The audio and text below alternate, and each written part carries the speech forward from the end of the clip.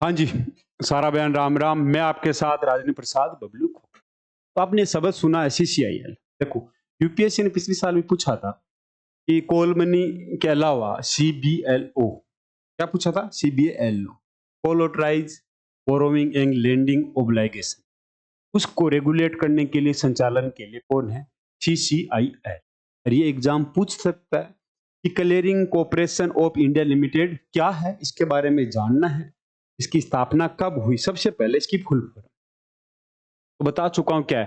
Clearing सी corporation आई India limited, सीसीआईएल क्या है? Clearing corporation of India clearing और सेटलमेंट एजेंसी है। सेटलमेंट कैसे होगा भाई? मान लो ए बैंक ने बी बैंक से कुछ पैसा लिया, इन दोनों के बीच में जो पैसों का लेन देन है वो इसके थ्रू, सीसीआईएल के। अगर उसने सीबीएलओ को यूज किया है तो कॉल मनी को नहीं, सीबीएलओ को यूज किया। ठीक, अब इसमें क्या कहा है? जो वित्तीय बाजार में व्यापार को सुरक्षित और पारदर्शी बनाने के लिए है। इसकी स्थापना कब हुई? 2001 में। इसी सीसीआईएल ने 2003 में सीबीएलओ शुरू किया था, जो कॉल मनी के ही कॉल मनी। और इसमें आपसे पूछे सीबीएलओ में क्या फर्क है, इस पे क्लास हो चुकी है। ठीक है, इन दोनों में अंतर क्या है? ये एक अंतर है, कॉल मनी 14 दिन तक होती है, जबकि ये 1 से 90 दिन तक होती है। सीबीएलओ में गवर्नमेंट सिक्योरिटी क्या रखनी पड़ती है? गिरवी रखनी पड़ती है, जबकि कॉल मनी में कुछ गिरवी नहीं रखना। यही अंतर है। अब आगे चलते हैं। सीसीआईएल क्या है आपसे पूछे तो बताना। 2001 में स्थापित हुई, मुख्यालय कहाँ है? बंबई में है। यह भारतीय रिजर्व बैंक और वित्तीय संस्थाओं द्वारा समर्थित है। इसका उद्देश्य वित्तीय लेन देन की सुरक्षा और दक्षता को बढ़ाना। अब आपके दिमाग में क्वेश्चन आएगा, जब सेबी था तो इसकी जरूरत क्या है? आए ना क्वेश्चन, जब सेबी है तो सीसीआईएल की जरूरत। देखो, सेबी शेयर मार्केट में काम करेगी, जबकि सीबीएलओ वगैरह हो गया, फॉरेक्स एक्सचेंज है, उसमें सीसीआईएल काम करे। इसके ऊपर ही हमें अंतर देखना है। सबसे पहला काम क्या है? इसकी भूमिका और कार्य। पहला इसका काम क्या है? सीबीएलओ गवर्नमेंट सिक्योरिटी, फॉरेक्स और डेरिवेटिव आदि के लिए क्लियरिंग और सेटलमेंट सुविधाएं, सेवाएं प्रदान करना। दो कंपनियों के बीच में सेटलमेंट कराना है, उनका क्लियरिंग कराना है, सीसीआईएल करेगा। ये डिफॉल्ट जोखिम को कम करने के लिए काउंटर पार्टी है करता है, तो काउंटर पार्टी जोखिम प्रबंधन ये करता है सीसीआईएल। दूसरा, सीसीआईएल वित्तीय लेन देन को शौचालय सुरक्षित और कुशल बनाता है।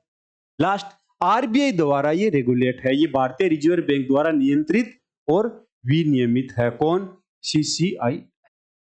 अब वही क्वेश्चन जो मैं बार बार कर रहा हूं कि आरबीआई के साथ इसका संबंध क्या है, सेबी में इसका अंतर क्या? तो सेबी का आगे देखते हैं, पहले आरबीआई। सबसे पहले आरबीआई सीसीआईएल का प्राथमिक नियम मतलब रेगुलेटर है। आपसे पूछे सीसीआईएल का रेगुलेटर कौन है? आरबीआई है।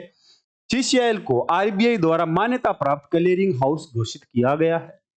यह मुद्रा, सरकारी प्रतिभूतियां, विदेशी मुद्रा, डेरिवेटिव में आरबीआई द्वारा निर्देशित नियमों का पालन करवाता है। आपसे एग्जाम पूछे कि ये सेबी करता है? नहीं, ये सीसीआईएल करता है। अब आगे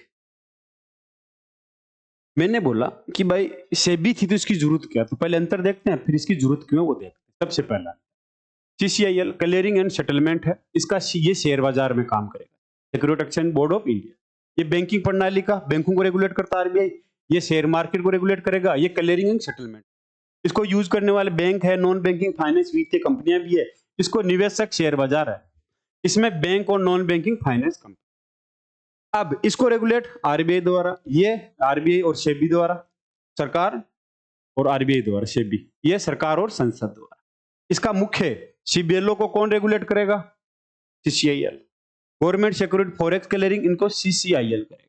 शेयर बाजार का नाम आए तो सेबी, और मौद्रिक नीति, रेपो रेट वगैरह आता है वो आरबीआई। फर्क पता चला? अभी भी कंफ्यूजन है? चलो आगे एक और कंपेयर देख लेते हैं।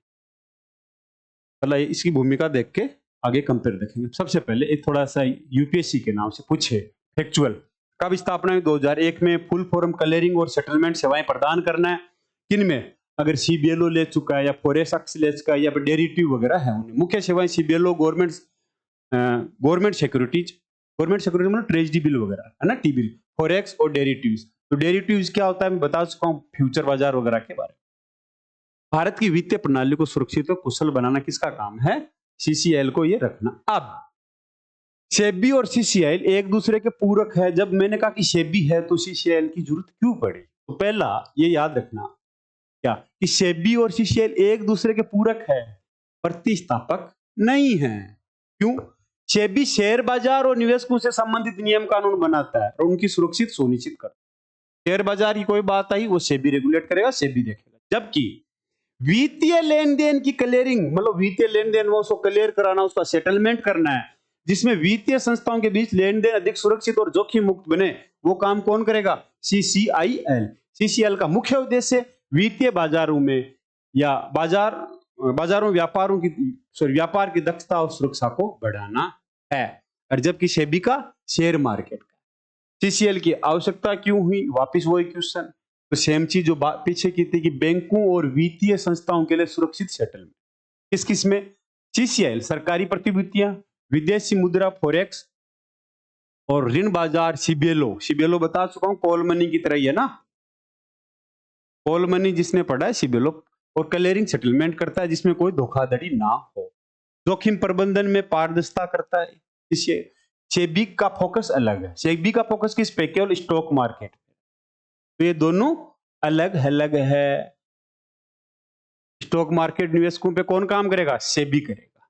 जबकि आपसे कोई क्वेश्चन पूछे तो बस दूसरा निष्कर्ष पे आए। निष्कर्ष क्या है? निष्कर्ष कि सेबी और सीसीएल प्रतिस्पर्धी नहीं है। ये यूपीएससी पूछे कि प्रतिस्पर्धी है, नहीं, बल्कि एक दूसरे के पूरक है।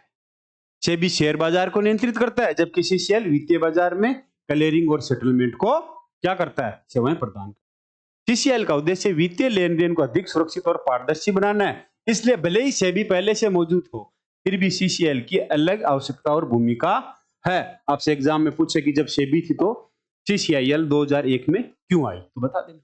इसी के साथ सारा बहन राम राम, जय हिंद।